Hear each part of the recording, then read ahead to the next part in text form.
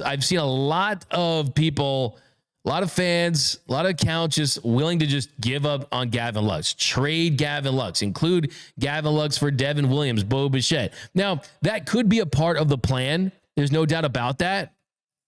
But I still think that Gavin Lux deserves a ton of credit for the year he had last season. I still think that he could help this team for the next couple of seasons. I still think that Gavin Lux could be an all-star one day.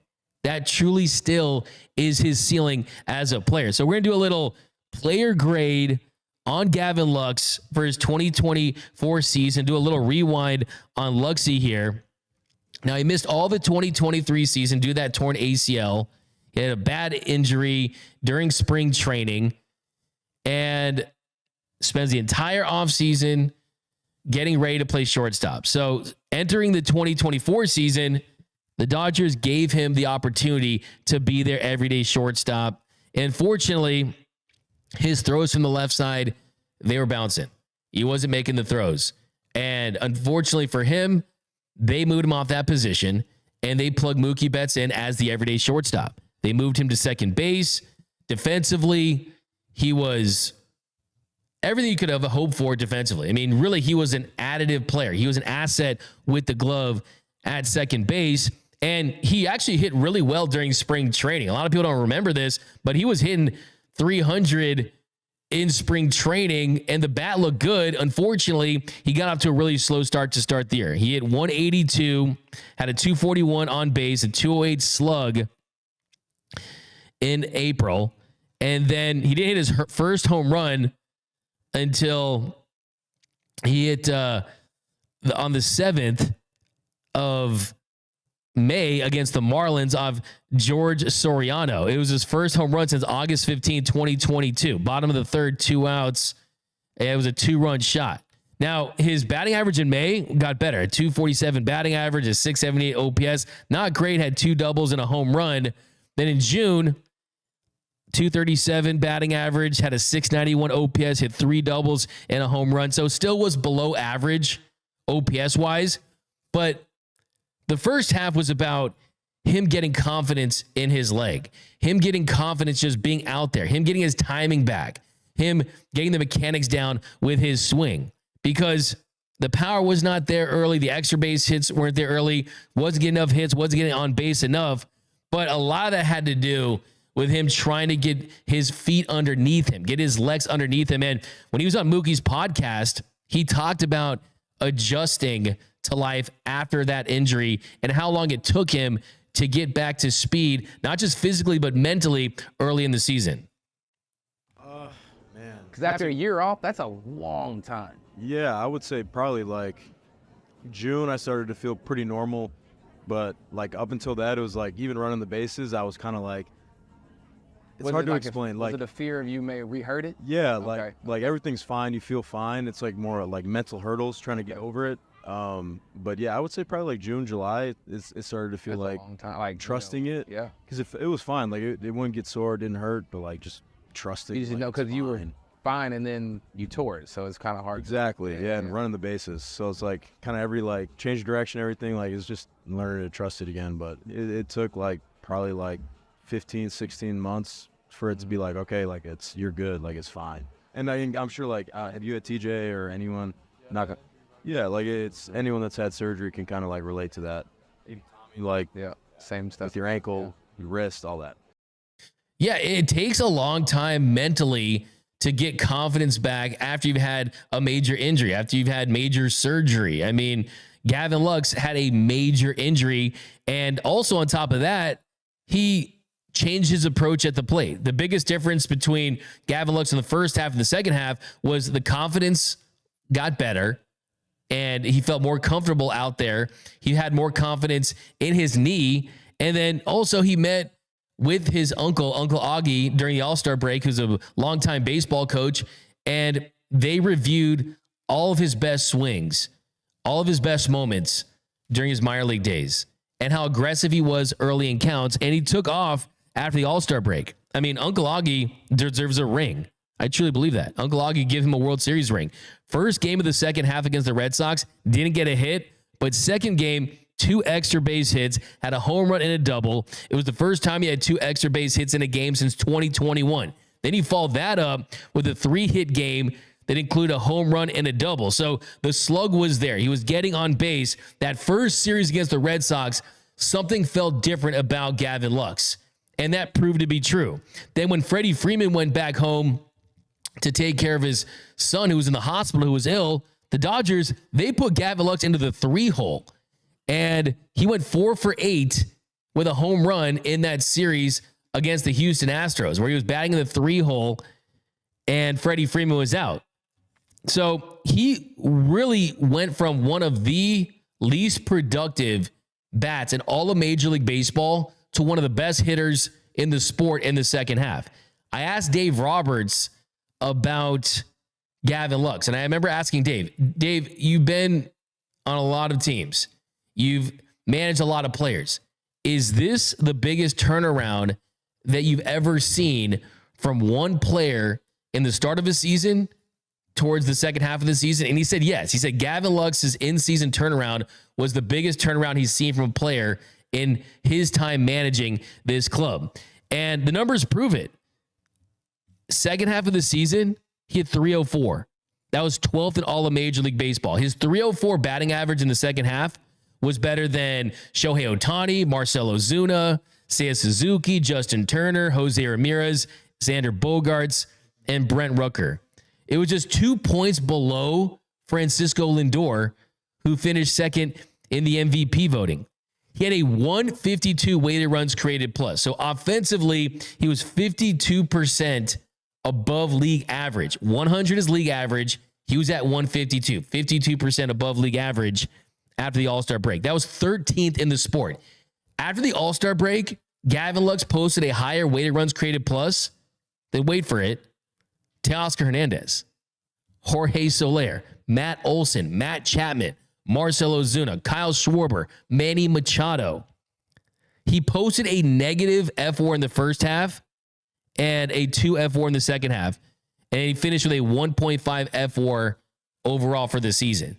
So to go from a negative to a positive, incredible. Now in the postseason, wasn't great. 6 for 34, hit 176, had a 580 OPS, but he did have his moments.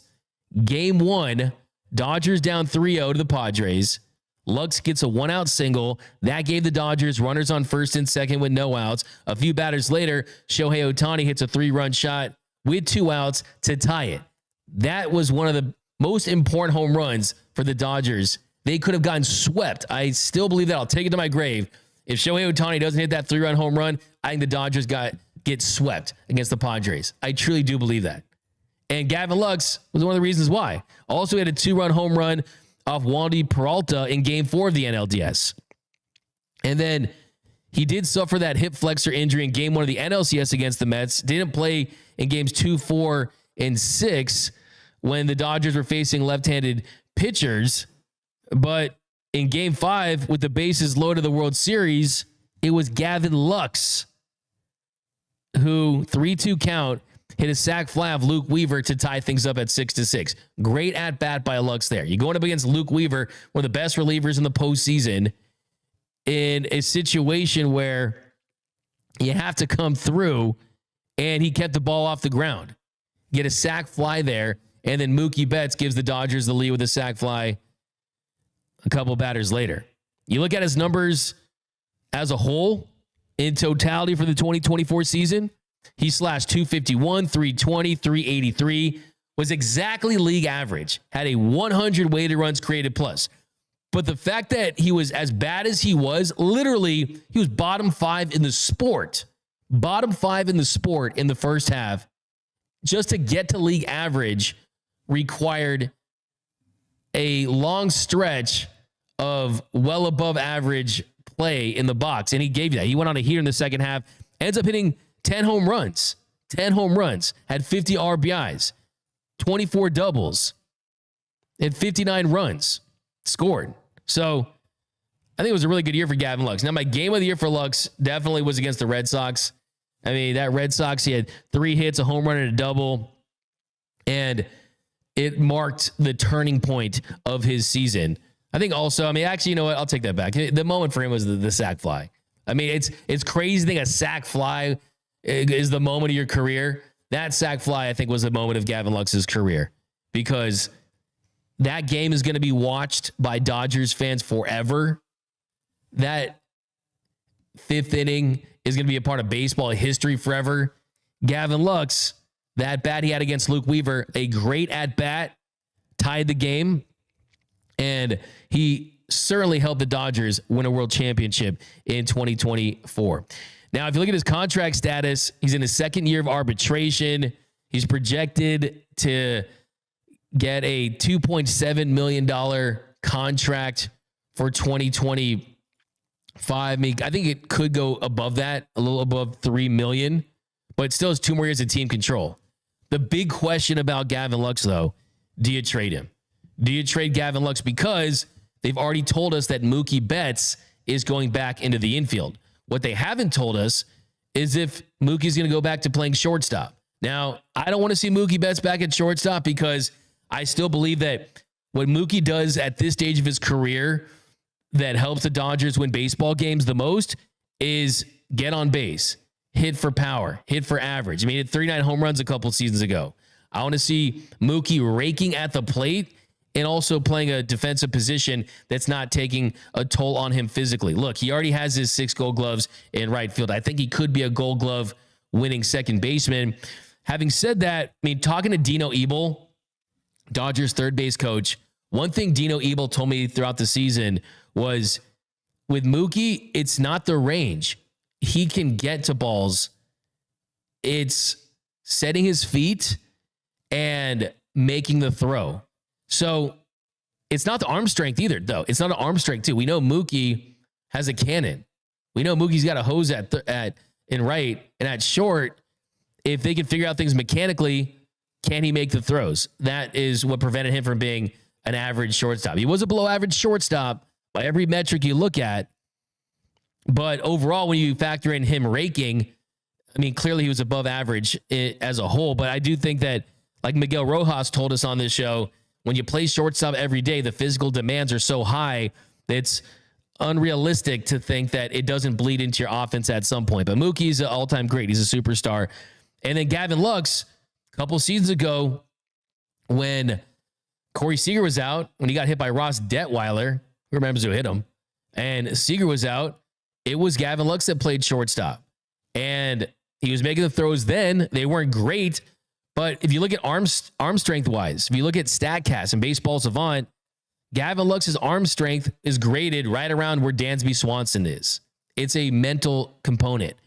And I do think that if you're going to keep him in this organization, he came up as a shortstop. Does he want another opportunity to play shortstop?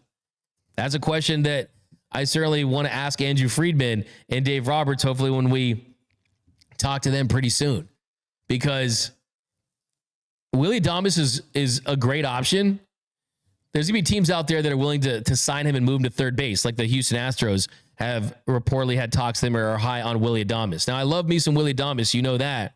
But I want Willie Adames after you have the starting pitching situation figured out.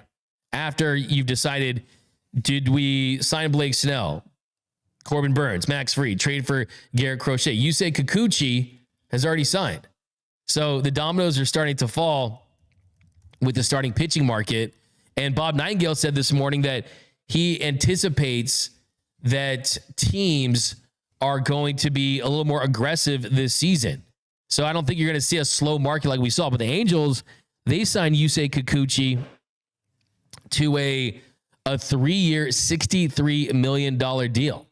So figure out starting pitching, bring back Teoscar Hernandez, and then we'll address the shortstop situation, because you do have some options. Gavin Lux, Mookie Betts, Tommy Edman, Miguel Rojas. I do love me some Willie Adames. But coming up next, the 7th inning stretch. I'm going to open this thing up. Going to answer all of your hot Dodger takes, all your tough Dodgers questions. We're going to get that next here on the 7th inning stretch. The 7th inning stretch.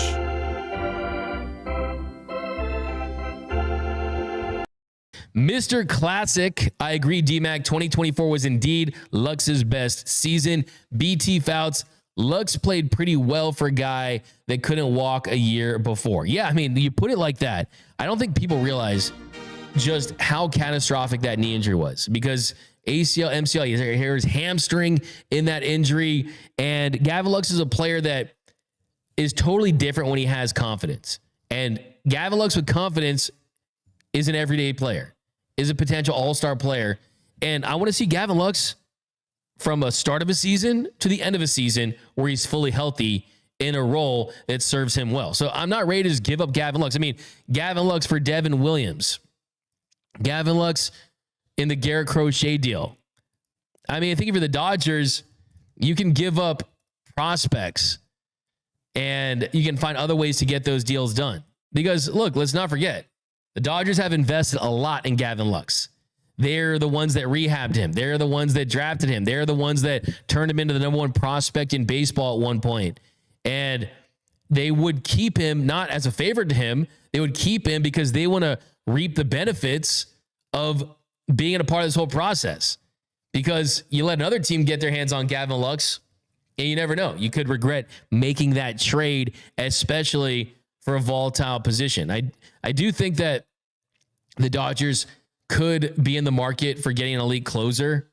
Devin Williams certainly is a great option. Well, we're going to do that at some point. I'm going to give you the top 10 trade candidates for the Dodgers. We're doing top 10 free agents as well this week. But you got to also keep some of this homegrown talent that's under team control for multiple seasons. We got Dancy. Is Adames still in play, Dancy? From everything that we're seeing, everything we're hearing, I mean, Willie Adames is certainly a player that is on the Dodgers list of potential free agents that they could sign. They've been interested in Willie Adames for years, too. Not forget, too, Mookie Betts is really good friends with Willie Adames. He definitely is someone that kind of brings that added benefit of leadership. So that's another thing, too, about this Dodgers team. I mean, look at the character guys that they have in this group. You got Freddie Freeman, Mookie Betts, and Shohei Ohtani, Will Smith.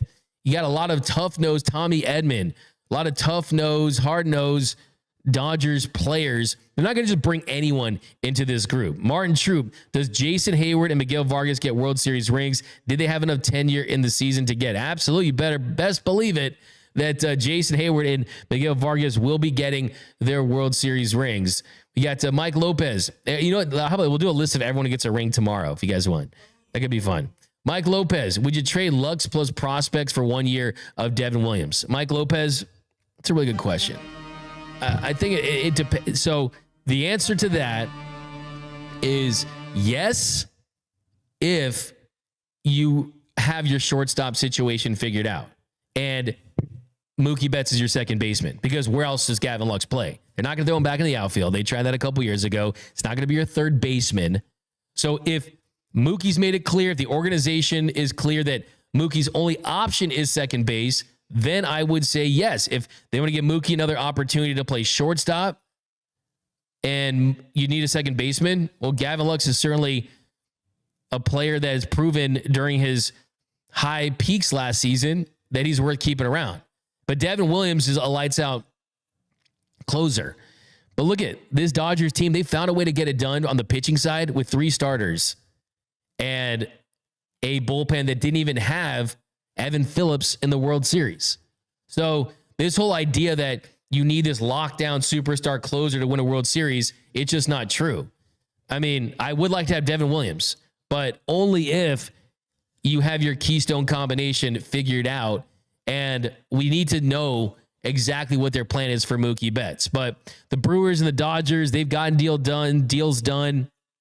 They've found a way to kind of help each other out every now and then. I mean, I think that they're also teams that are competing for the same thing in the National League. I mean, the Brewers really are a surprise team, but of course there is the connection that Gavin Lux has with the state, right? I mean, he's from Kenosha, Wisconsin. It'd be a little homecoming. You could sell that. You could sell that if you are the Brewers to your fan base, the excitement of bringing Gavin Lux there. And they actually had a Gavin Lux Day on November 23rd. Kenosha County, Wisconsin, they're having Gavin Lux Day every single year. So shout out to Gavin Lux, man. You have November 23rd now, every single year in Kenosha, Wisconsin is Gavin Lux Day. So that's pretty cool. We got to Jonathan Ramirez. Can Lux play third base or first base? Thinking about the future here. I don't see him as a first baseman. Of course, you have Freddie Freeman locking up that position for the next 3 seasons. And I think you got to use first base for some power bat options there. So I don't see that. Third base, you could certainly play third base. I mean, you can worry about the throw a little bit, but I think that shortstop and second base first, and shortstop is another option for him if they want to go that route again. Thank you for watching this clip from Dodgers Dugout Live, the #1 Dodgers show on YouTube, where we cover everything you need to know about your boys in blue in less than an hour. To check out new episodes, go to youtube.com/DodgersNationTV Monday through Friday in the mornings, and be sure you're subscribed to the Dodgers Nation YouTube channel. For all latest Dodgers news, rumors, hype videos, interviews, giveaways, and more, you're going to find it right here at the #1 channel for your boys in blue. Hit that subscribe button, hit that notification bell, hit that like button, and until next time, think blue, bleed blue, and I'm out.